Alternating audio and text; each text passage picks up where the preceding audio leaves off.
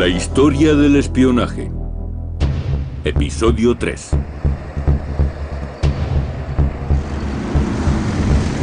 Moscú, agosto de 1991. Los tanques del Ejército Rojo toman la capital de la Unión Soviética.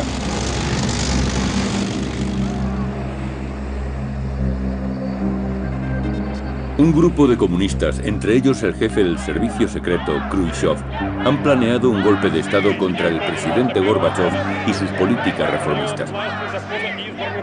Yeltsin, el primer presidente ruso elegido democráticamente, exhorta al pueblo a la resistencia. El golpe fracasó. Yeltsin derrotó al ala dura del comunismo y el sistema soviético se vino abajo. El 25 de diciembre de 1991, Mikhail Gorbachev dimite y la Unión Soviética pasa a la historia.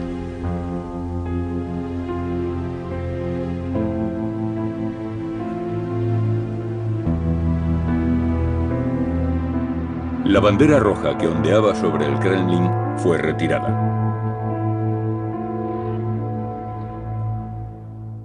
Durante la Guerra Fría, los conflictos se desencadenaban por motivos ideológicos, ya fuera por el comunismo, por el capitalismo o por el tercer mundo. La base del conflicto siempre era ideológica. Y los bandos estaban muy definidos, blancos y negros, buenos y malos, dependía de tu origen y de tus creencias. La caída del sistema comunista marcó el fin de la Guerra Fría.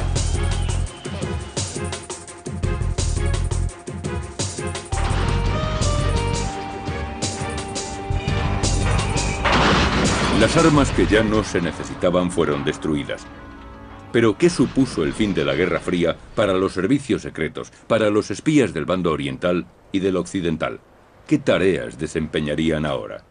Fue una reconversión a gran escala que afectó directamente a los servicios de espionaje. Aunque hubo mucho alborozo tras la caída de nuestros adversarios. Según nuestros políticos, el peligro había acabado y se podía desmantelar el BND, el Servicio de Inteligencia Federal. Si hubieran desmantelado el BND, no hubiéramos tenido centro de información. Su función no se centraba solo en la zona oriental, sino en todo el mundo. El capitalismo había ganado. A partir de entonces, el dinero gobernaría el mundo. La globalización es el rasgo que caracteriza el nuevo orden. En todos los mercados, la competencia es voraz y solo sobrevive el más fuerte. La investigación y el desarrollo son caros. El espionaje suele ser más barato, lo que aumenta la demanda de agentes competentes y de profesionales en asuntos exteriores.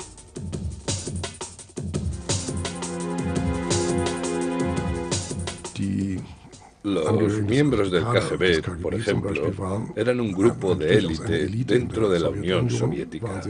Tenían una formación muy buena, dominaban varios idiomas, estaban muy cualificados y buscaban trabajo en el campo de la seguridad. ¿Ofrecía trabajo a los agentes esta nueva economía? Sin duda. Los secretos industriales siempre han sido un recurso muy rentable para los espías. En los servicios secretos de algunos países se han creado unidades especializadas en el espionaje industrial. Hay mucho espionaje industrial en las empresas alemanas. Tanto los servicios de inteligencia extranjeros como los de la competencia tratan de averiguar los secretos de las empresas de Alemania. En una central eólica del norte de Alemania se desarrolló uno de los episodios más escandalosos de espionaje industrial. Una mediana empresa llamada Enercon de Frisia Oriental es la mayor productora de turbinas eólicas.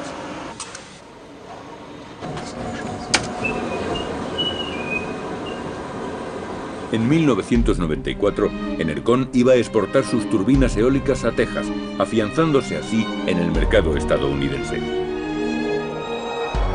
Pero en lugar de recibir un pedido por miles de millones, Enercon recibió una carta de California y otra de la Secretaría para el Comercio estadounidense.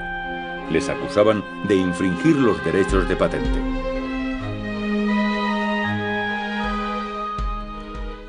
Lo primero que pensamos en Enercon fue que había un error. Nosotros habíamos inventado ese producto. ¿Dónde estaba la infracción? No podían hacernos nada. Pero una empresa estadounidense reclamaba los derechos sobre la tecnología desarrollada por Enercon. Alois Wobbett, propietario de Enercon, descubrió en los archivos de la empresa denunciante fotos tomadas por espías en su propia planta. La tecnología que él mismo había desarrollado fue presentada ante el tribunal, donde se aclaró lo que había ocurrido. Los espías de su competidor estadounidense, Kenneth Wind Power, habían accedido a la planta eólica de Enercon en 1994.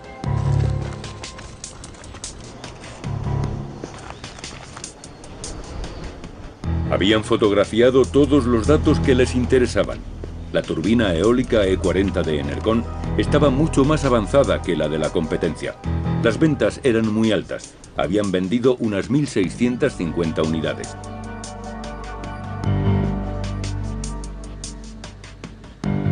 Gracias a las fotografías de los espías, la turbina eólica pudo reproducirse y patentarse en Estados Unidos. Ante la ley, los estadounidenses eran titulares de los derechos, un duro golpe para la empresa alemana. El resultado fue que Enercon no pudo entrar en el mercado estadounidense hasta 10 años después.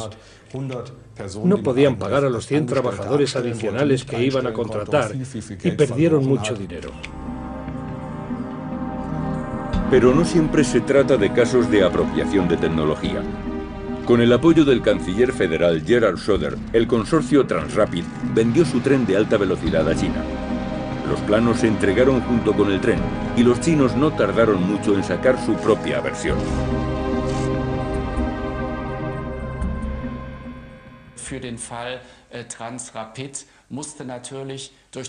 En el caso de Transrapid, la cuestión era que había que decidir entre los intereses económicos y el riesgo de que se filtrasen datos sobre la tecnología. Y se tomó una decisión, así que ahora no podemos quejarnos si se filtraron datos. Como dice el refrán, la imitación es la forma más honrada de falsificar. Las empresas saben que para negociar con China deben darles acceso a los diseños. Eso puede traducirse en la copia de su producto, pero si no, pierden la posibilidad de firmar contratos millonarios. Tampoco a los políticos les interesa ponerse en contra, pues eso podría perjudicar las relaciones bilaterales. Todos los países desean hacer negocios con China, por eso nadie protesta. El cambio de la economía china, introducido por Deng Xiaoping en 1992, favoreció su expansión. China va camino de convertirse en una potencia económica mundial y quiere que ocurra lo más rápido posible. Para eso, depende de los conocimientos técnicos de los países industrializados. Para China lo importante es actualizarse en términos tecnológicos. Y saben que para eso no necesitan inventar la rueda, basta con copiarla. Apenas invierten en desarrollo, porque resulta muy caro, pero allí la mano de obra es muy barata, y eso ha permitido a China conquistar la primera posición en ciertos sectores del mercado. En China no creen estar haciendo nada malo al copiar tecnología. Consideran que eso beneficia al país y favorece la creación de empleo. En Irán, el bien del país depende de la energía nuclear. El gobierno iraní reivindica su derecho a utilizar energía nuclear con fines pacíficos, pero en Occidente temen que su objetivo sean las armas nucleares. Irán ya posee misiles de medio alcance, 3 Saab-3, capaces de transportar ojivas nucleares, incluidas bombas, a más de 2.000 kilómetros.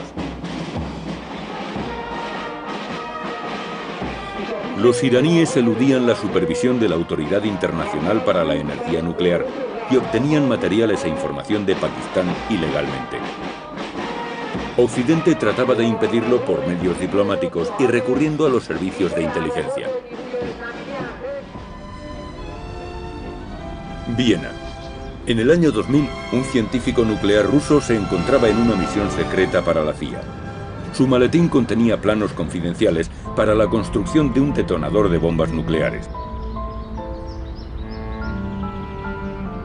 El plan era pasárselo a los iraníes en Viena. La CIA pretendía sabotear su programa nuclear, pues este material secreto contenía errores incluidos a propósito. El experto ruso consideraba la misión bastante arriesgada. Le parecía demasiado evidente, así que sin consultar decidió indicarles a los iraníes que podía haber algunos errores. De este modo, el engaño resultaría más creíble. Así los iraníes recibieron los planos de la bomba atómica directamente de manos de la CIA. Fue un episodio curioso. Yo vi la dirección de la calle donde entregaron el paquete y era correcta. Pero no sé si la historia es verdadera o no. Hasta ahora no hemos visto nada parecido. En teoría, el sabotaje es la técnica ideal. En mi opinión, se trata de la solución más fácil y limpia para evitar que un país cuente con armas nucleares. Las instalaciones nucleares de Irán se encuentran vigiladas constantemente por satélite. Como potencia, Irán podría alterar de manera decisiva el equilibrio de poder en Oriente Medio. El servicio de inteligencia israelí, el Mossad, nunca permitiría que un régimen islámico radical tuviera armas nucleares. Estoy seguro de que en el pasado, y también recientemente, se ha recabado bastante información como para desarrollar programas militares eficaces. Bruselas, sede central de la competitividad mundial. Las decisiones más trascendentes se toman aquí, de modo que es un objetivo muy rentable para los espías. En la Unión Europea median los intereses mutuos, intereses que cambian cuando se trata de servicios de inteligencia. A veces, el espionaje dificulta la actuación de la Unión Europea.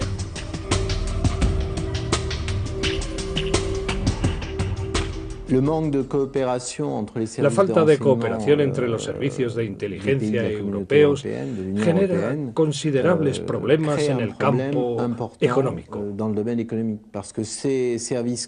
Los países de la Unión Europea trabajan juntos en la lucha contra el terrorismo y el crimen organizado, así como en temas de tecnología nuclear. Pero no intervienen en el ámbito económico, donde cada país actúa en su propio interés. El escándalo de las escuchas en 2002 demostró que se habían llegado a colocar micrófonos en Bruselas. Los expertos descubrieron micrófonos ocultos en las salas de conferencias del edificio del Consejo Europeo. Se trata de la sede de las negociaciones entre los jefes de Estado y Gobierno de los países miembros. No sabemos si el escándalo de 2002 fue el último o solo el último que se ha descubierto. La Unión Europea sabe, al menos desde finales de los 90, que son espiados, incluso por los aliados. Respecto a nuestras relaciones con Estados Unidos, los políticos europeos siempre han alimentado la idea de que son cordiales. Pero si lo examinamos más detenidamente, descubrimos que desde el final de la Guerra Fría, los gabinetes estratégicos estadounidenses han desarrollado otra política, y una de sus prioridades es consolidar el dominio de Estados Unidos en el siglo XXI. Pero no solo los estadounidenses colocan micrófonos. Franceses, británicos, rusos, todos espían a la Unión Europea, aunque es muy difícil demostrarlo. Hay un sistema de micrófonos que se conoce oficialmente, el Echelon, una reliquia de la Segunda Guerra Mundial. Se utilizó para escuchar al enemigo en la Guerra Fría y hoy en día es el sistema de captación de datos más extendido en el mundo. Las conversaciones telefónicas pinchadas, los faxes y los correos electrónicos interceptados son almacenados y escaneados por superordenadores y se clasifican por materias y palabras clave. El Parlamento Europeo sospecha que desde hace tiempo también se utiliza para obtener información económica. Echelon fue una herramienta muy extendida entre los occidentales para espiar al bloque oriental. ¿Por qué no se desmanteló? Porque lo controlan Estados Unidos, Gran Bretaña, Nueva Zelanda, Canadá y Australia. Obtienen información de todo el mundo con este sistema electrónico y lo utilizan para el espionaje industrial. El espionaje económico o el espionaje empresarial no son prácticas habituales en Estados Unidos. No se consideran algo... Generalmente no está bien visto. No se considera una actitud ética. Pero cuando Estados Unidos dice que no practica el espionaje económico, rara vez les creen. Admiten que sí espían cuando tienen sospechas de corrupción. Esa es su excusa. Visita de Estado del presidente Mitterrand a Arabia Saudí. Los franceses deseaban hacer negocios lucrativos en un mercado que siempre había dominado Estados Unidos. Pero los estadounidenses lograron evitarlo. Pincharon conversaciones en las que se habló de sobornos. El acuerdo con Francia se vino abajo y los saudíes cerraron aquel negocio con los estadounidenses. Se sabe que entre aliados también hay espionaje económico, pero no se habla de ello por motivos políticos. Sin embargo, norteamericanos y británicos reconocen abiertamente haber espiado a países aliados. En Alemania se desconfía desde la Guerra Fría. Frases como «los amigos no se hacen esas cosas» o «solo espiamos al bloque oriental» no nos convencen. La central de información de Echelon más grande se encuentra en Menwith, Gran Bretaña. Estas enormes pelotas de golf pueden capturar llamadas telefónicas, faxes, correo y todo tipo de tráfico electrónico a través de Internet. Cantidades ingentes de datos. La información se procesa para buscar palabras específicas. Aseguran que solo se rastrean conceptos relacionados con el terrorismo como Al-Qaeda. Pero entonces también podría hacerse con la palabra turbina. Se dice que el sistema cuenta con más de 120 satélites y estaciones de tierra repartidas por todo el mundo y puede supervisar el 90% del tráfico de Internet. La información es evaluada por la Agencia de Seguridad Nacional de Estados Unidos, NSA.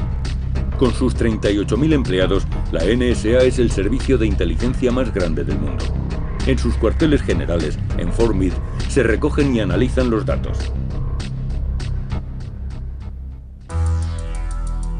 Nueva York, las Torres Gemelas del World Trade Center, un símbolo del poder capitalista. Tras la caída de la Unión Soviética, Estados Unidos se convirtió en la única superpotencia. La protegían fuerzas bien equipadas y al menos 12 servicios de inteligencia. El terrorismo internacional era una de sus mayores preocupaciones, si bien aún no se consideraba una amenaza para la seguridad del país. Pero ocurrió. El terror islamista atacó a Estados Unidos y provocó la conmoción del 11 de septiembre de 2001. ¡Holy fuck! ¡Oh my God! ¡Oh my God! ¡Jesus fucking Christ!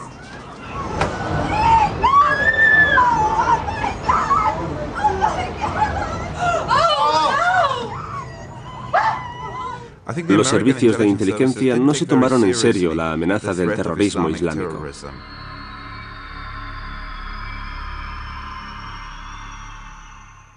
A nadie se le pasaba ni por la imaginación que un avión comercial pudiera ser secuestrado por terroristas suicidas y pilotado y estrellado contra las Torres Gemelas. Uno de los errores más graves que se cometieron, si hay que señalar uno, fue la poca agresividad con que nuestro gobierno abordó este nuevo tipo de amenaza. Meses antes de que estrellaran los aviones contra el World Trade Center, las autoridades estadounidenses ya habían escuchado y grabado conversaciones de los secuestradores. El problema fue que no tenían suficientes traductores de árabe para que descifraran todas las conversaciones. Lo que hay que preguntarse es si los servicios de inteligencia hicieron todo lo posible para evitar la catástrofe del 11S. Y la respuesta es no, no lo hicieron. Ninguno de los servicios de inteligencia de Estados Unidos, el FBI, la CIA, los servicios militares, la NSA, nadie reconoció la amenaza, ni supo interpretar la información con la rapidez y precisión necesaria, pero tuvieron esa información en sus manos. Aeropuerto de Portland. Los terroristas pasan los controles de seguridad 3 horas antes de los ataques al World Trade Center. Un agente había proporcionado información de la CIA sobre la célula terrorista de Hamburgo, pero esos datos no llegaron a analizarse.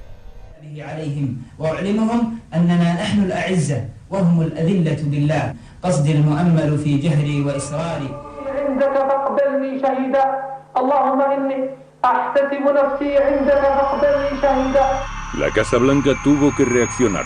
3 días después del ataque, el presidente Bush declaró la guerra al terrorismo internacional ante el Congreso. How will we fight and win this war? We will direct every resource at our command, every means of diplomacy, every tool of intelligence, every instrument of law enforcement, every financial influence, and every necessary weapon of war, to the disruption and to the defeat of the global terror network.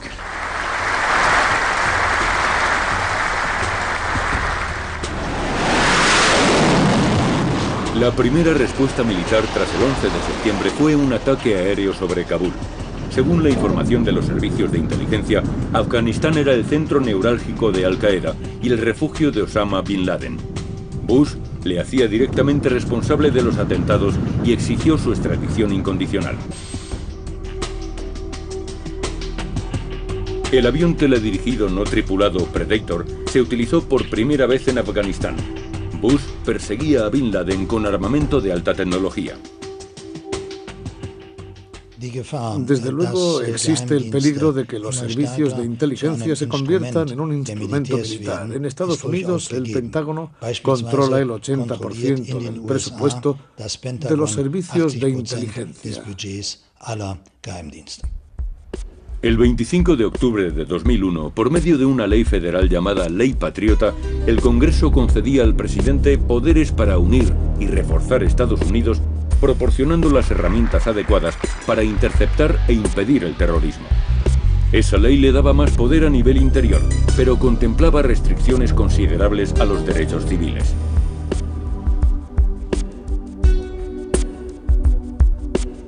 La NSA recibió autorización para implantar un programa de vigilancia y escuchas integral. Se trataba de un servicio de inteligencia con funciones de policía. La NSA pincha las redes de las principales compañías telefónicas y reúne datos de más de 200 millones de clientes. Se permite la vigilancia incluso en ausencia de sospecha. Los programas de filtrado buscan en Internet palabras clave como bomba. Los correos electrónicos pasan también por manos de la NSA. Tienen poder para recabar todo tipo de información y hacer uso de ella.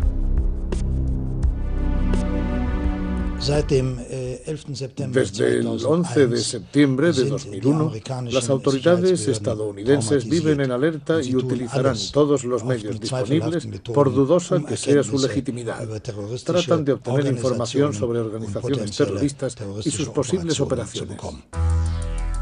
Osama Bin Laden era hijo de un rico saudita, propietario de una empresa de construcción. Osama fundó la red terrorista internacional Al-Qaeda y se le considera el instigador de los atentados de Estados Unidos.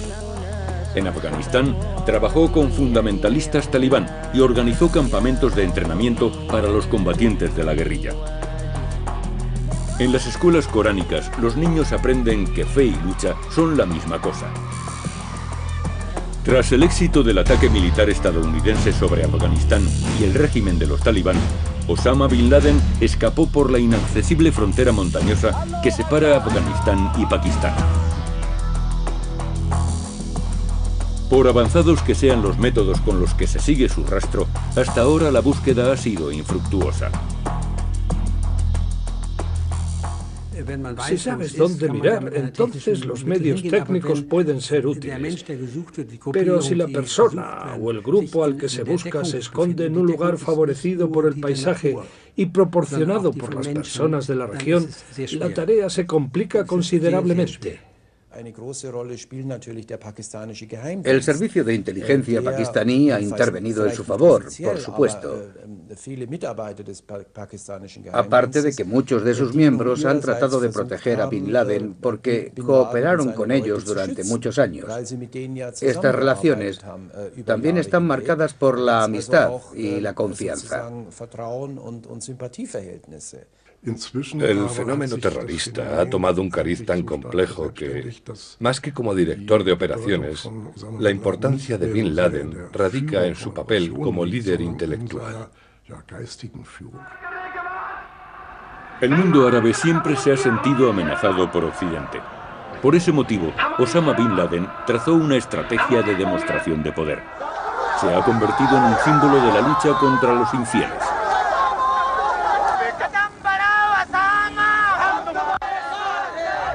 Según el gobierno estadounidense, Al-Qaeda y los terroristas islámicos recibían el apoyo de Saddam Hussein, y George Bush solicitó el respaldo de la ONU para lanzar un ataque contra Irak. El secretario de Estado Colin Powell presentó un informe en el Consejo de Seguridad de la ONU. Acusaban a Irak de poseer armas de destrucción masiva.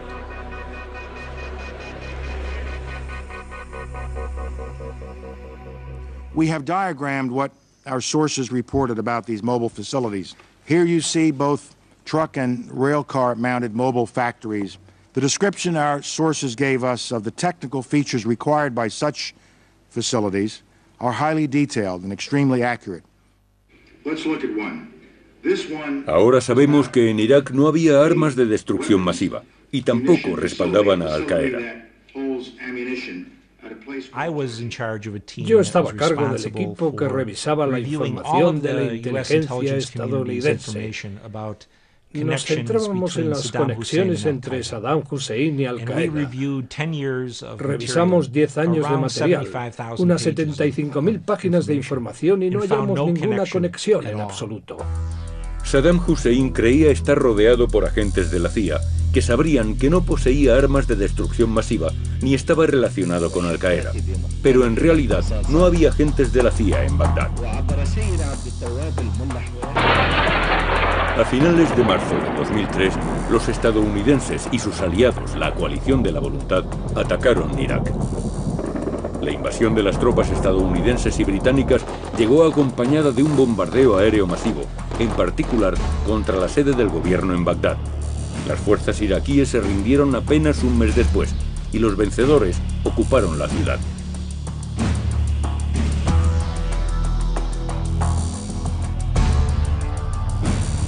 Una inmensa estatua de Saddam Hussein erigida en el centro de Bagdad era el símbolo de la dictadura. La estatua fue derribada para el regocijo del pueblo iraquí.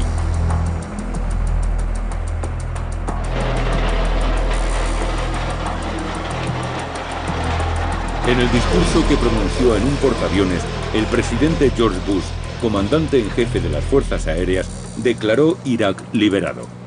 Major combat operations in Iraq have ended.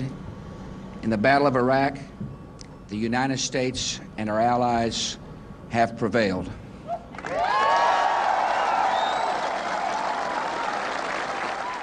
Fue una invasión de un país musulmán por parte de una potencia infiel. Como consecuencia de lo que ocurrió en Irak, Bin Laden y Al-Qaeda pasaron de ser un hombre y su organización a convertirse en una filosofía y un movimiento.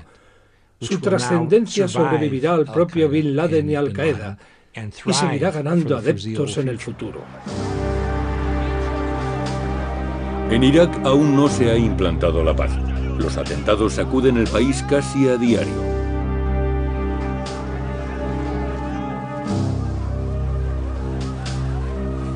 En lugar de libertad y democracia reina la anarquía y el terror.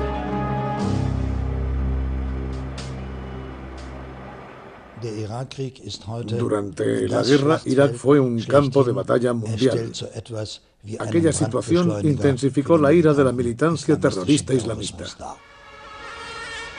El terror salpicó Europa. Madrid, 11 de marzo de 2004. 10 terroristas suicidas detonaron una serie de bombas en los trenes de cercanías. 191 personas fueron asesinadas. El rastro apuntaba a Al-Qaeda, España como Gran Bretaña pertenecían a la coalición. La mañana del 7 de julio de 2005, Londres se despertó agitado por el estallido de 4 explosiones. En plena hora punta, los terroristas suicidas detonaron sus mochilas bomba en 3 trenes del metro y en un autobús de 2 pisos. 56 personas murieron. Otro ataque coordinado por islamistas radicales. 3 de los 4 terroristas eran de origen pakistaní nacidos en Gran Bretaña, es decir, ciudadanos británicos. Hasta este momento, nos habíamos enfrentado a la amenaza directa de una única organización terrorista llamada Al-Qaeda. Sin embargo, la situación a la que nos enfrentamos ahora es una situación mucho más difusa, desgraciadamente. Existen pequeños grupos o redes e incluso individuos aislados que, por cuenta propia y sin ayuda exterior, actúan apelando al mensaje de Bin Laden. Se trata, por tanto, de una amenaza mucho más compleja que la que nos acechaba en el pasado. En Alemania la gente se sentía segura. Al fin y al cabo, el país no había participado en la guerra de Irak. Pero en el verano de 2006, unos maletines bomba fueron colocados en 2 trenes regionales. Gracias a unos errores técnicos, se evitó la catástrofe. Las grabaciones realizadas por las cámaras de la estación de Colonia sirvieron para localizar a los terroristas.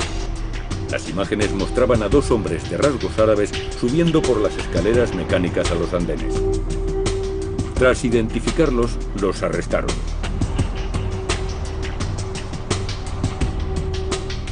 Los políticos exigieron más vigilancia y que se relajasen las leyes para la protección de datos.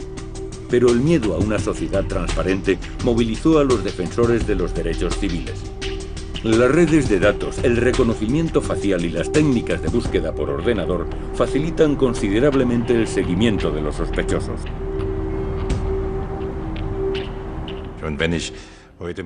Como exalemán oriental, me impresionan las medidas que se están tomando en la República Federal en este sentido. No solo por las cámaras. Ni en nuestra época la vigilancia llegó a ese punto. La lucha contra el terrorismo no justifica este tipo de medidas. Los servicios de inteligencia exigen que se tomen ciertas medidas para combatir el terrorismo. Algunas de sus ideas son los pasaportes con datos biométricos, como la comprensión física, las características del iris, huellas y datos para el reconocimiento facial y de voz. Eso facilitaría la identificación. Estas características se convertirían en datos digitales y se almacenarían en inmensos bancos de datos. Con ayuda de ordenadores, todos podríamos ser identificados. ¿Es factible esta sociedad transparente? En cierta medida y en ciertos ámbitos, esos métodos ya se aplican en Alemania. Con el sistema de bonus, por ejemplo, las empresas pueden comprobar exactamente quién ha comprado qué, dónde, cuándo y cómo. Se identificaría enseguida a alguien que pidiese un objeto poco solicitado. Si reúnen todos los datos y los procesan para componer un perfil, ya tenemos a un ciudadano transparente. Ahora todo el que viaje a Estados Unidos debe dejar registrados su iris y su huella dactilar. Estos datos proporcionan un gran margen de actuación en cuanto a vigilancia y rastreo. Pero todos estos millones de datos reunidos deben ser evaluados por los servicios de inteligencia, preferiblemente con un programa capaz de analizar grandes cantidades de información y reconocer índices muy complejos. Eso pretenden las autoridades. En Alemania, la empresa Ontos está desarrollando un programa de este tipo. No basta simplemente con leer la información. Es necesario procesarla y combinarla para reconocer lo que realmente esconde. Los datos aislados no sirven de nada por sí mismos.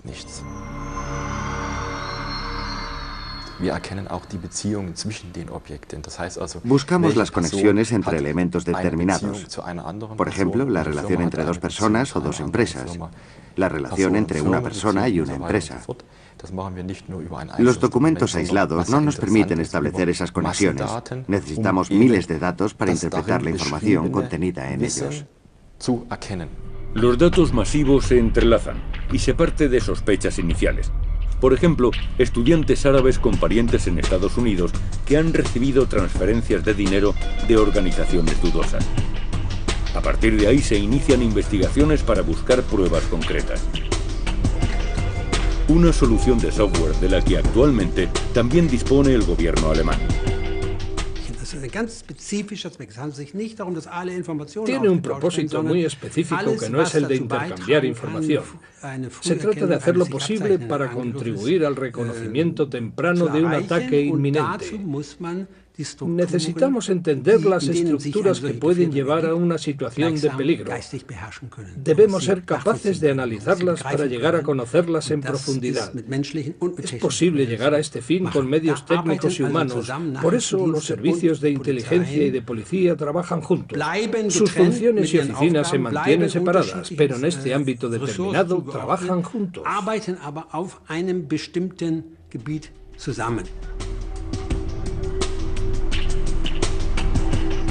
Incluso técnicas tan avanzadas como la videovigilancia, la vigilancia por ordenador o las redes de datos no son suficientes por sí mismas.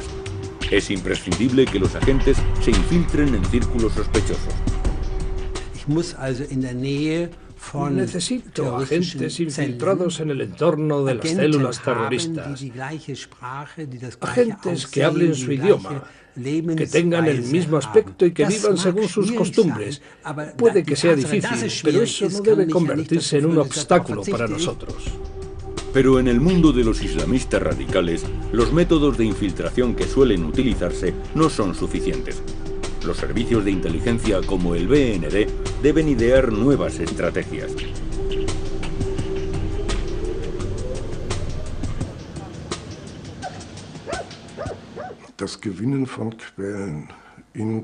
El mayor deseo de estas personas es ir al paraíso, no hacerse ricos. Por este motivo, las amenazas y la presión tampoco sirven de nada. Al contrario,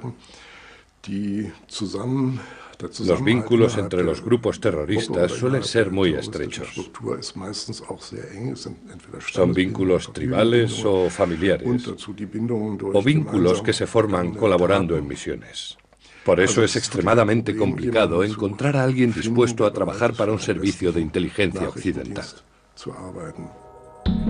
Los servicios secretos estadounidenses están regidos por leyes especiales. No ocurre lo mismo con las operaciones de la CIA en el extranjero. El Consejo Europeo ordenó la investigación de los vuelos secretos de la CIA y se descubrió que más de 100 personas raptadas como sospechosas de terrorismo fueron transportadas ilegalmente por Europa. Las conducían a prisiones en países donde la tortura está permitida. Las organizaciones para los derechos humanos advierten sobre movimientos aéreos que no constan en los registros oficiales. Este vuelo concreto salió de la base aérea de Bagram en Afganistán, donde sabemos a ciencia cierta que ciertos detenidos fueron liberados. De allí voló a un remoto aeropuerto comercial al noroeste de Polonia, luego a un aeropuerto militar en Rumanía, después a Marruecos y por último a Guantánamo. Era evidente que se trataba de un vuelo de prisioneros. La ruta no podría explicarse ni siquiera en términos de repostaje. Ese vuelo dejó y cogió prisioneros. Desde 2002, los sospechosos de ser miembros de Al-Qaeda son trasladados al campo de prisioneros de Guantánamo. Allí les niegan sus derechos civiles y sus derechos como prisioneros. Ciertas actividades de la CIA, como esos traslados, representan una clara violación de los derechos humanos, no hay ninguna duda. Nadie en su sano juicio los aprobaría.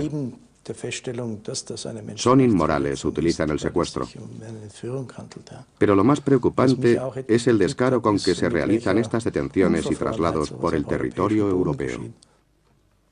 Desobedecen las leyes internacionales y, sobre todo, violan los derechos humanos. Los sospechosos de terrorismo son perseguidos y capturados empleando la tecnología más avanzada. Encontrar su rastro se premia con enormes recompensas.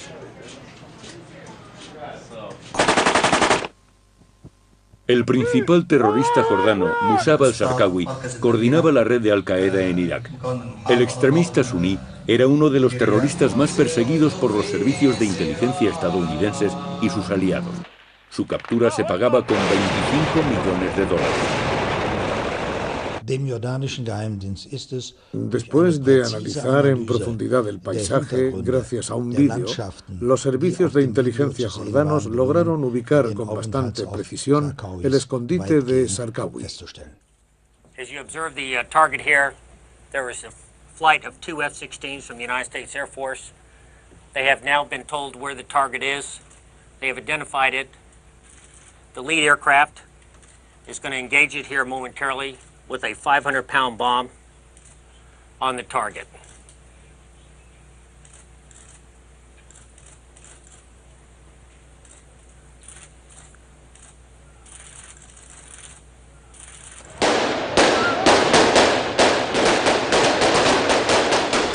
La situación es confusa y muy peligrosa. Una guerra desequilibrada, terroristas suicidas contra fuerzas de élite y las técnicas más avanzadas.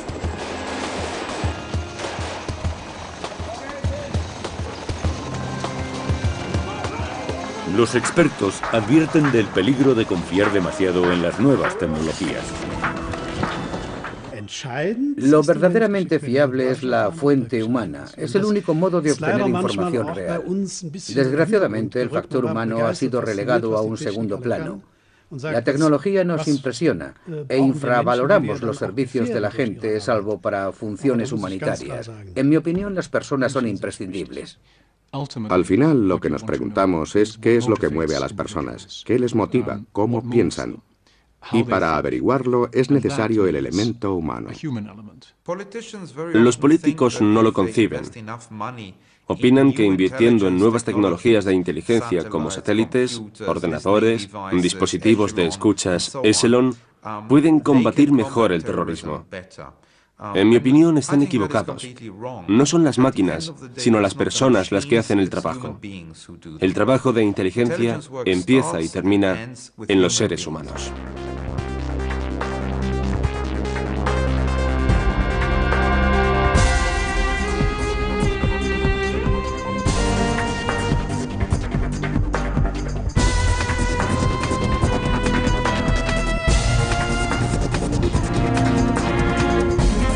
Las armas que ya no se necesitaban fueron destruidas. Pero ¿qué supuso el fin de la Guerra Fría para los servicios secretos, para los espías del bando oriental y del occidental? ¿Qué tareas desempeñarían ahora?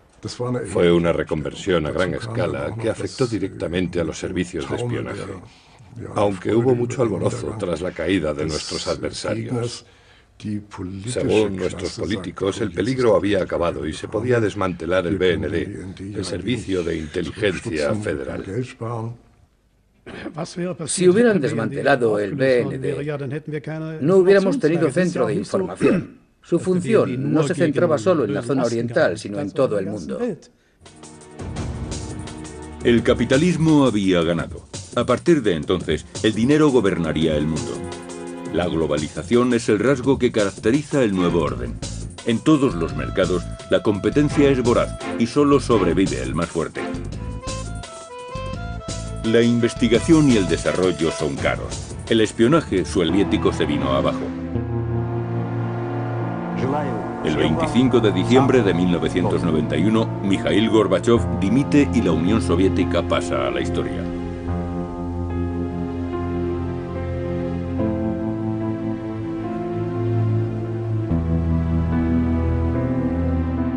La bandera roja que ondeaba sobre el Kremlin fue retirada.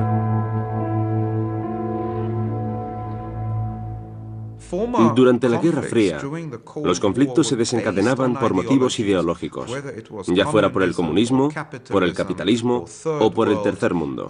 La base del conflicto siempre era ideológica. Y los bandos estaban muy definidos, blancos y negros, buenos y malos. Dependía de tu origen y de tus creencias. La caída del sistema comunista marcó el fin de la Guerra Fría.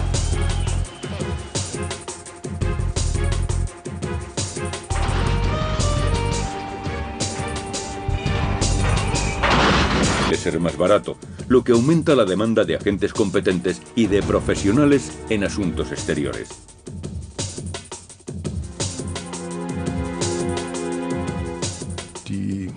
Los miembros del KGB, por ejemplo, eran un grupo de élite dentro de la Unión Soviética. Tenían una formación muy buena, dominaban varios idiomas, estaban muy cualificados y buscaban trabajo en el campo de la seguridad. ¿Ofrecía trabajo a los agentes esta nueva economía? Sin duda. Los secretos industriales siempre han sido un recurso muy rentable para los espías. En los servicios secretos de algunos países se han creado unidades especializadas en el espionaje industrial.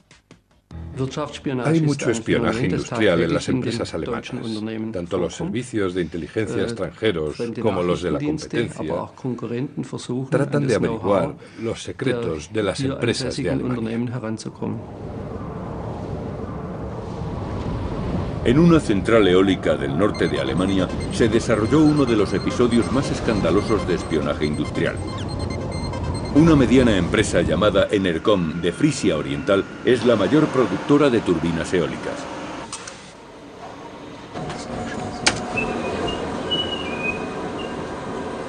En 1994, Enercon iba a exportar sus turbinas eólicas a Texas, afianzándose así en el mercado estadounidense. Pero en lugar de recibir un pedido por miles de millones, Enercon recibió una carta de California y otra de la Secretaría para el Comercio estadounidense. Les acusaban de infringir los derechos de patente.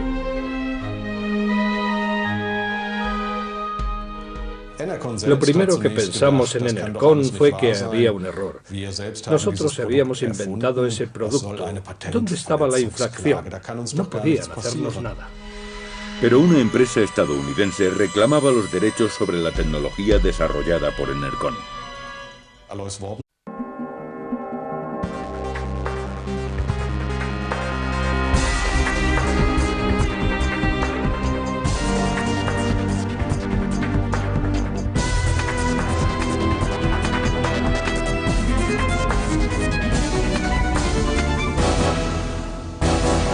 La historia del espionaje. Episodio 3.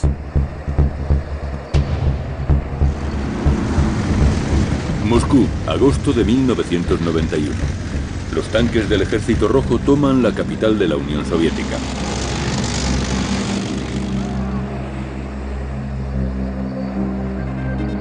Un grupo de comunistas, entre ellos el jefe del servicio secreto, Khrushchev, han planeado un golpe de Estado contra el presidente Gorbachev y sus políticas reformistas.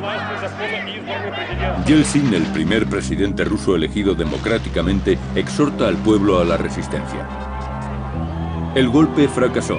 Yeltsin derrotó al ala dura del comunismo y el sistema